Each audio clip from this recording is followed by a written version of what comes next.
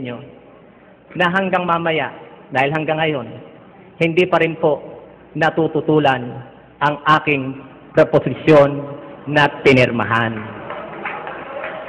Okay? Eto po. Kaya mamaya po, wala nga lang pagkakataon, ano man ang sasabihin niya, ay kaya ko naman pong sagutin. Wala nga lang pagkakataon. So yun po ang ating ine-expect. Okay? Ngayon po, ako po'y magpapatuloy sa aking pagpapatunay. Ginamit niya po kanina, kasi pareho po kaming gumagamit ng mga ebidensya ng galing sa mga eksperto. Okay? Kagaya nga po nito, mukhang kambal na kambal yung aming libro eh. Greek Grammar Beyond the Basics. Ang binasa po ni Kadyo kanina ay hindi ko naman tinututulan dahil yung binasa niya kanina, yun yung mga nasa unahan eh. Okay? Yun yung nasa unahang bahagi. Kasi nga po,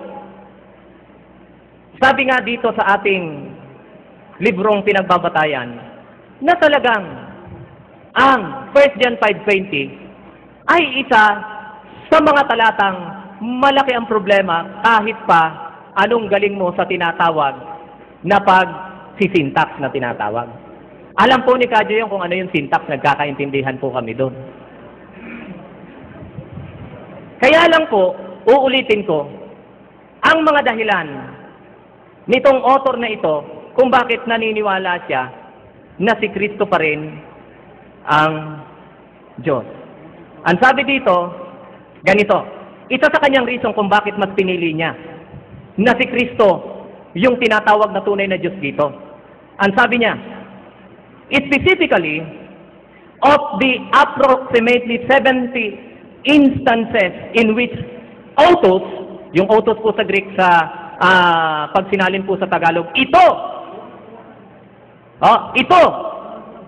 Ang sabi dito, yung salitang autos has personal reference as many as 44 of them, almost 1/3, ano po, nung nasabing bilang, refers to the Son. So yung salitang ito pala sa New Testament, halos 2/3 ng pagkagamit ay nagre-refer lagi kanino? Kay Kristo or about the Son. Of the remainder, yung natitira doon, okay, most implies some sort of positive connection with the Son. Yung sigurado ay 2/3. Yung mga natitira pa, implied na si Kristo pa rin alin ang tinutukoy na ito. Okay? Yun ang sabi. What is most significant is that never is the Father the reference. Ito pala mga kapatid. Minsan pala, hindi tinawag ang Diyos na ito ang buhay na walang hanggan.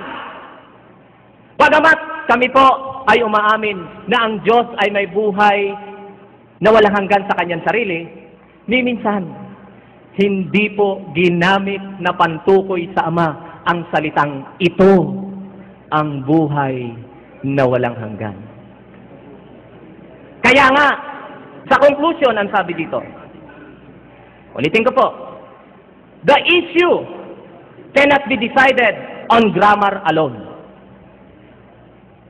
But suffice to say here that there are no grammatical reasons for denying that the alethenos, theos, yung binabanggit na tunay na Diyos, is descriptive of Jesus Christ. Kaya hindi po may alin ang patubali na itong description na ito ay ginamit kay Kristo. Pero ulitin ko po, bagamat binanggit na si Kristo at naniniwala ang author nito sa kanyang konklusyon na si Kristo ang binabanggit dito na ito ang tunay na Diyos, naniniwala na kaming meron ng 2 tunay na Diyos o 3 tunay na Diyos. Hindi po ganun ang aming paniniwala. Kaya nga po kanina, tinanong ko sa aking maginoong at kagalang-galang na kausap, si Brother Joe Ventilacion, kung parehas ba ang pagkaunawa namin ng salitang iisa? Lalong-lalo na dun sa bagay na iisang Diyos. Kaya hindi kami mag-met eh. Iba ang pakahulugan niya ng salitang iisa sa pakahulugan namin ng salitang iisa. Dapat, tinatanong mo kami kung anong pakahulugan namin dun sa salitang isang Diyos. Hindi po yung bibilangan kami. Fallacy of equivocation po yun. Error po yun. Naalala ko tuloy, para mabigyan po kayo ng isang magandang ehemplo. Meron kaming isang kapatid na nakipagdebate tungkol sa Sabat. Aba, yung isang pinatutunayan, si Kristo ang Sabat. Yung isa, pinatutunayan, ang Sabat, ikapitong araw. Eh, paano sila magtatagpo? Magkaibang pakahulugan nila dun sa salitang ginagamit. So, kaya dito, hindi po kami magkatagpo eh. Okay?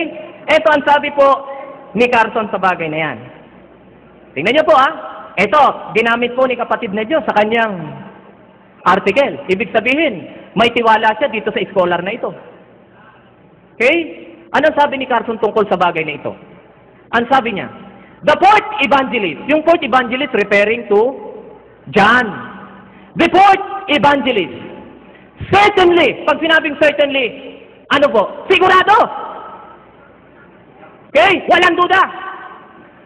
The fourth evangelist certainly gives the impression that although God is one, ito po,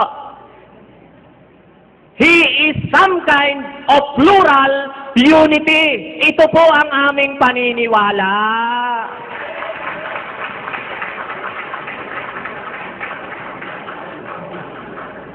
Parang ganito po Ang dami-dami natin dito bilang tao. Pero sa totoo lang, gaano man karami ang ating bilang, iisa po ang ating biological nature. Doon niyo po uunawain ang aming doktrina tungkol sa pag sinabi namin iisa ang Diyos. When it comes to essence, when it comes to substance, sa nature, yun ang aming tinatawag na iisang Diyos. Pero, yung iisang Diyos na yun, na binubuo ng isang essence, binubuo ng isang substance, ay binubuo ng tatlong persona. Nililinaw ko po yan.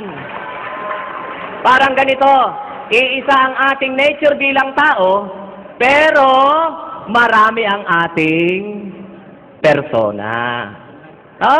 Ngayon, mga kapatid, kanina, gusto niya pong talagang ipilit yung translation sa Hebrew 1:8 na God is thy throne.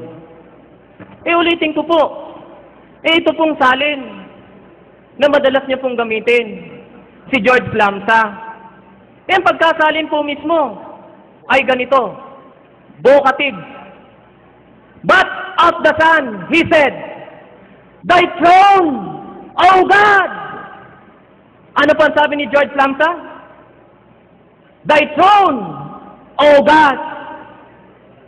So naniniwala pala si Lamsa na yung Diyos na tinatawag doon sa 1:8, hindi ang trono, kundi si Kristo mismo. Okay? Ngayon, pag tinutulan yung mali ito, para pong tinututulan yung mali ang pagkasalin ng isa sa paborito nyong gamiting salin ng Biblia na walang iba kundi si George Lamsa. Okay? By the way, ang Lamsa translation ay based sa Peshitta. Alam po ito ni Mikadyo. Ito yung Syriac language na pinagkunan. Okay? Meron pa rin akong isang Peshitta Bible dito na dala-dala. Nagawa naman ni Dr. Mordak. Galing din po ito sa Syriac. Tingnan nga po natin kung nagkakaisa si Dr. Lamsa at si Dr. Mordak. Sa kanilang pagsalin, patungkol sa 1:8 ng Hebreo. Ito po ang pagkasabi niya. Therefore, okay? Ito po. 8. But of the Son, He said, thy throne, O God! Tingnan niyo po. Thy throne, O God, is forever and ever. A righteous scepter is the scepter of thy kingdom. So nakita niyo po, parehong galing sa Peshitta, parehong naniniwala na ang tamang salin ng talatang yon ay hindi God is thy throne, kundi thy throne, O God. Mga kapatid, uulitin ko po,